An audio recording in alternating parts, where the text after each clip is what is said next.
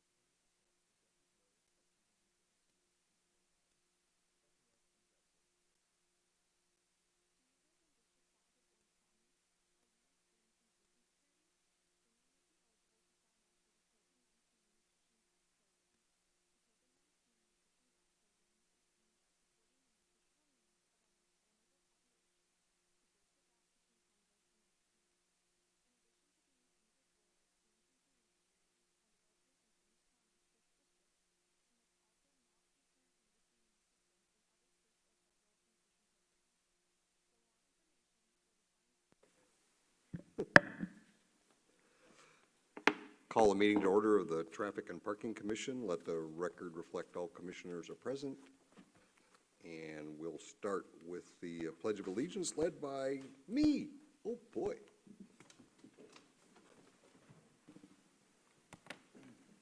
Ready, begin? I pledge allegiance to the flag of the United States of America and to the republic for which it stands, one nation, under God, indivisible, with liberty and justice for all.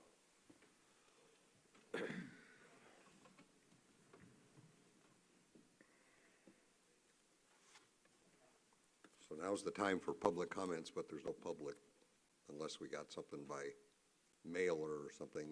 No public comment. Okay. The next item on the agenda will be the consent calendar, which is items 1, 2, and 3, the minutes, the ELF summary report, and Orange County Sheriff's Department quarterly report. Does anybody want to pull anything or have any questions? No? I just want, the sheriff's report's really nice. It's really cool. Thank you, whoever puts that all together. And the ELF tickets are interesting, but could you make the print bigger? It's really hard to read. Oh, entertain a motion to approve the consent calendar items? I'll second that. Oh, okay, I made the motion and Ben seconded it. So please vote.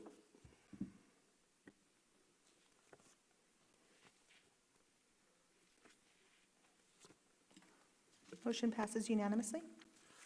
Okay, next item is a discussion item on street sweeping parking restrictions. That's a continuation from previous meeting. And I think Mr. Tran has a presentation of some kind. I think. Yes, I do. Get this on the board. One second. So how do we get this on here? All right, thank you, Chair and Commissioners. Good evening. Tonight, I'll be talking about the street sweeping parking restriction policy update. As Chair Riker mentioned, we did bring this to the Commission last meeting, and there was a vote on it. But before I get into that, let's just refresh everyone's memory of our current street sweeping parking restriction policy. It's shown here on this slide right here, but basically, there are 3 criteria that need to be met today. The first one being the 25% of continuous curb that cannot be swept due to parked vehicles. And then the same section of gutter are not swept for 2 consecutive weeks due to those parked vehicles. And last is the excessive debris accumulating in the gutters. So when we took it to the Traffic and Parking Commission, this was what was recommended. Everything in red was what was discussed, and just real quickly, what those were was criterion 1 and 2 basically must be met, and either 3 or 4 would need to be met for consideration of parking restrictions. In addition to that, criteria 2, we made adjustments to that. Staff did. We didn't necessarily discuss that, but staff changed that from weeks to sweeping days, as sometimes we do not sweep weekly, and that allows us to be clear about what that meant. The criteria 3, we changed the terminology of excessive to significant. I think we all agreed that that was a better term to identify what that meant in regards to the degree of debris. In addition, like I said, if criteria was not met, then our criteria 3 was not met, then we would move to criteria 4. And criteria 4 was the addition of level of support from the property owners that would require a vote of 51% or more in favor of the parking restrictions. There was a caveat that was added to that, which was if 51% cannot be met, then 40% or more, and 40% or more participated in the vote, then of those 40%, 67% or more needs to be in favor for criteria 4 to be met and be considered. So we took that back and discussed it internally in regards to what this policy means. Going back to the Traffic and Parking Commission, the commission did vote 5-0 to kind of request staff to bring this back in form so that they could have so that you could have another look at it. Staff did take another look at it and had some concerns. And so what you see here on this slide in green, hopefully no one's colorblind, but this is staff suggested revisions from that conversation, which mainly has to do with keeping criteria 1, 2, and 3 intact, removing criteria 4, and the two main reasons why is that for the criteria 3, the first concern was debris may not be present, but parking restrictions may be still considered if there's level of support. That didn't seem to be consistent with the intent of the policy, as we would like to have some debris there to, since this is a street sweeping policy. Criteria 2 was us kind of doing the math in regards to the caveat, in regards to the 51% or more cannot be met and 40% participated. If you do the math in regards to this, I quote it and using air quotes here as worst case scenario, that would mean that only 27% or more needs to be in favor to meet criteria 4. And again, this doesn't seem to be consistent with what represents majority. Therefore, staff has suggested, or suggesting tonight, if I could get to the last slide. This would be technical difficulties. There we go. To replace criteria 4, keep with the following, adding the following to the conclusion section of the policy to basically say that staff will present its findings to the Traffic and Parking Commission if the criteria are not met, and the Traffic and Parking Commission may use their own best judgment to determine if an area is impacted by a significant amount of debris, and to also take in consideration the initial petition or the HOA request for the level of support for parking restriction in the neighborhood. And kind of want to highlight that part. The initial petition is stated in the policy in the very beginning, but we didn't clarify what that meant necessarily as far as majority.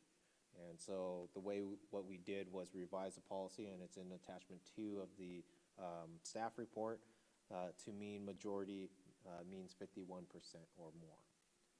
And with that, I'll bring it back to, or throw it back to the commission for any feedback, but I do recommend that the Traffic and Parking Commission exercise discretion when discussing this item and providing a final policy back to City Council.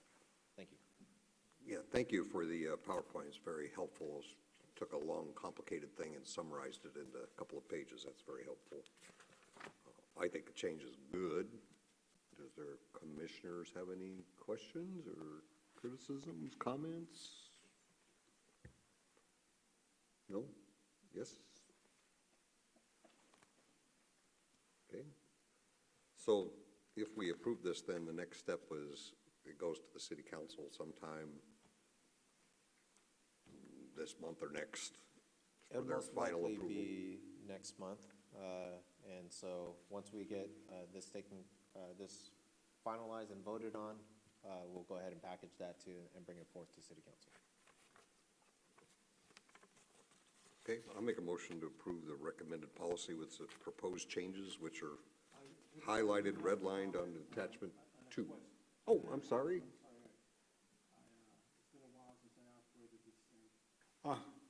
Yes, I do have a question, Mr. Tran. And where it says, may I proceed? Mm-hmm. Where it says 51%, it is a little bit confusing. Are we saying 51% of the community or 51% of the voters? And the staff's recommendation is that it's 51% of the community wanting the street sweeping Okay. parking restrictions.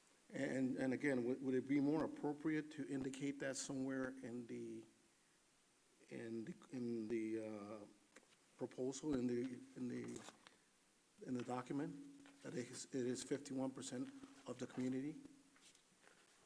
Yeah, I believe that's fairly clear. We could certainly look again, but it's in the very beginning in the second paragraph of attachment 2. I may have overlooked it, I apologize. And where is that again? So if you take a look at, I've got it. It's the second paragraph on the policy itself. Is that on the attachment 2 policy? It's item 4, it's the attachment. If you look at the actual policy. The second paragraph reads, Yeah, here it is. everybody there? The evaluation process will be initiated in response to a request or when staff and city street sweeping contractor have identified streets that may need to be reviewed. A request from a residential neighborhood shall be in the form of a letter from the HOA or a petition on a city-provided form with the majority of the property owners on the street where the street sweeping concern exists. That's the majority on that street, or the HOA. It's also on page 37, at the very top of page 37, bullet point 3. It says the initial HOA request or petition showing that the level of support or 51% or more from the affected area. Okay. It's there. Thank you. Any other questions?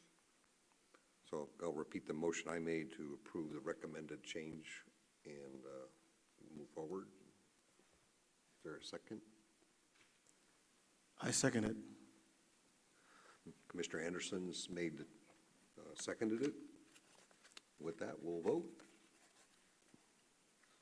While you're voting, I'll like to just make one comment. If you saw in the staff report, one of the things that staff is moving forward with looking at, part of many of the complaints that we get are really related to people parking illegally during street sweeping thing. That's a direct enforcement correlation to it. So we're looking at also potentially privatizing that with some cheaper, more effective contracts. So that's something we'll also be recommending to council when we go to the council to look at that. The sheriff's department sometimes has challenges recruiting for positions and having issues, filling traffic-related CSO positions. So you can go months without a recruitment. I'm sure Commissioner Faust can attest to that. And so we're left without a robust enforcement process, which leads to some challenges.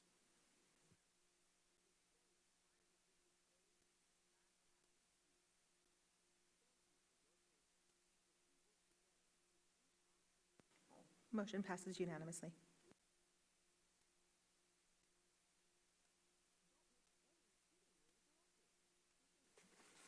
Okay, next is the staff. Any comments from staff on anything in particular? I think. No, just we're doing, we started the crossing guard study, and we're doing our ADT counts, right? So I don't know if you want to mention anything more about that. Yeah, so some items that we may be bringing back to the Traffic and Parking Commission. Like Tom said, the ongoing crossing guard analysis is ongoing. And so you'll probably notice cameras out there. They're taking counts of school pedestrians and traffic volumes, basically going up against or confirming whether or not a adult supervised crossing guard is needed per state standards, and then bring it back to commission and council when that's available. In addition to that, we typically do a biannual average daily traffic count. That helps us with a lot of our projections of how much volume these large arterial streets are having these days, or how less, depending on what the situation is. Obviously, due to COVID, we did not do it last year, so we're catching up this year. And so we're going to have that information hopefully by the end of the year. In addition to that, I think the only thing that is on the agenda for next month, unless there's something else, is we plan to have Pittsford be brought forth to the commission in regards to street sweeping parking restrictions. We're doing the evaluation now, so hopefully we could package that and have that ready for all of you to review. So we're going to need to have a meeting in early October, a couple of weeks from now? Part of our regular meeting. Okay. Yep. Okay. Would it be prudent for us to be present as you review Pittsburgh, just to see the process? I would always welcome you there. We're halfway through. So what happens and what occurs through that process is our street maintenance administrator, Justin Kirk, he goes out and evaluates the day of the sweeping, and I believe that is scheduled for this week on Wednesday, if I'm not mistaken. And so we could, if you'd like, we could let you know when that occurs, and we could invite you there as well. Just be mindful of the Brown Act in regards to. Absolutely. Yeah, he basically goes out there and takes pictures and that you end up seeing in your reports, and just to document, either vision zone issues or trash debris, or a significant level of debris. Yes, that's what he's looking for. Very well. Okay, and just wonder, how's the PPLT installations doing? Somebody did ask me that, it's just not me, somebody asked me that a couple of days ago. It's doing well.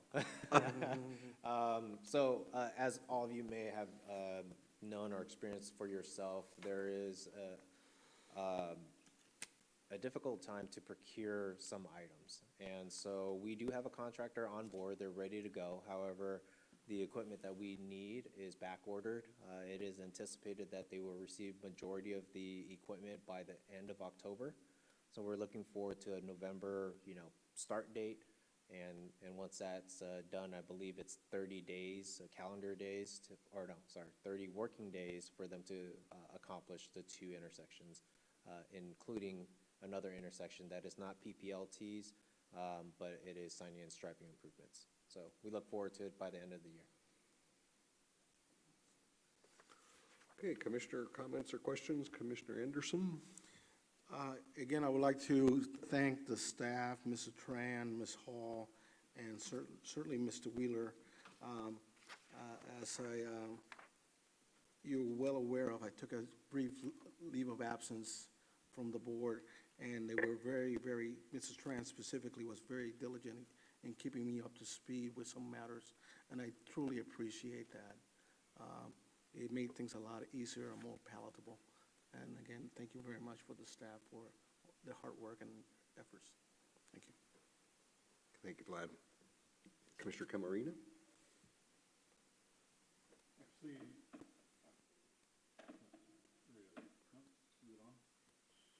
there it is. I do have a question. I was, past couple weeks, maybe month or so, I've been, as my neighbors have figured out that I'm part of the Park and Traffic Commission. We're so sorry. Yeah. So the question that keeps coming up is the intersection of Rockfield and El Toro. When you are, I think you probably, Tran, you seem to already know that yield turn, there's no indication whether you're supposed to yield or not. So we're getting a lot of people stopping at that light instead of continuing on, and I don't know what the rule is for that intersection. So if you can give me something to give back to those who've asked, I appreciate that. Yeah, absolutely. I think I could answer that right now. I think what you're referring to is what we have is called a free right. So you're in a right turn pocket, but you freely move through the intersection, but you do have a little crossing there. And the requirement is that you're required to yield to pedestrians if they're within the crosswalk. So the technicality of it is that you're yielding not only to traffic that is on El Toro itself, but also to the pedestrian that may be in the crosswalk. So you should be slowing down towards there. But once you pass that point, you'll be yielding to oncoming traffic. And that's up to the driver's experience in regard to whether or not they're going to be able to accelerate and merge safely. And so ideally, they would either take precautions, and it sounds like some take it to the extreme that decide to stop instead of merging. But it should be what we consider free flow, kind of like when you get on an on-ramp from a freeway, you would do so with caution. Yeah, and your foot on the gas. So then this has been something that you guys have talked about and have discussed, and it's in the vehicle code itself, so it's called what's the? Free right. Free right turn, okay. And so the idea is that you yield to pedestrians first of all, and then it's up to you how you want to yield to traffic as it's coming. Correct. Yeah, and sometimes people are going to stop but there's nothing we can do about that. Correct, and that's kind of their confidence level in regards to Okay. their own driving skills, because some people don't merge very well, and others don't let them in. So, you know, you kind of have to be a little bit more aggressive for those situations, and some folks are a little bit more conservative than anything. If someone wanted to press the issue and try to get something changed, what would be something that seems logical? I don't, I think one of the solutions that we could consider is something of the matter of a yield sign or pedestrian crossing sign at that crossing. That should be something that can easily be taken care of for free rides. I know other cities have moved towards that. But as far as yielding to traffic in the, what we'll call it the acceleration lane, that's common practice in regards to knowing how to drive and merge. That's an important piece of your knowledge having a driver's yeah, license. So no, you would think. I don't know if there's a solution to that other than maybe more driving school. Okay, thank you. Mr. Faust? Yes, thank you. I just wanted to thank staff for cleaning up and refining the proposed policy that we all worked on. I think you did a great job at capturing what we were looking for, the flavor, the essence of where we were going with it. So I really want to extend my thanks regarding that. Thank you. Thank you. Mr. Yu? Oh, first of all, I have a question for Tom. You just mentioned there are going to be some privatized parking enforcement proposed in the city of Lake Forest. So is that item going to be bring before the traffic commission or directly go to the city council? We're going to broach the subject with, when we bring this policy to city council, and we'll see what they tell us to do.